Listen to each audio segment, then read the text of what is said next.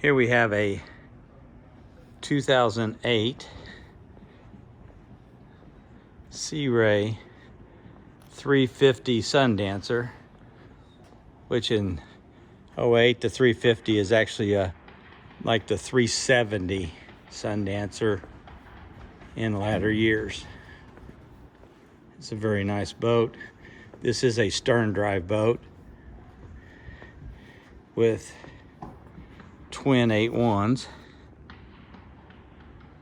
It's in really good shape. Full isinglass. It also has a mooring cover that comes with it. The boat has around 780 hours on the motors. However, it's very clean, well taken care of.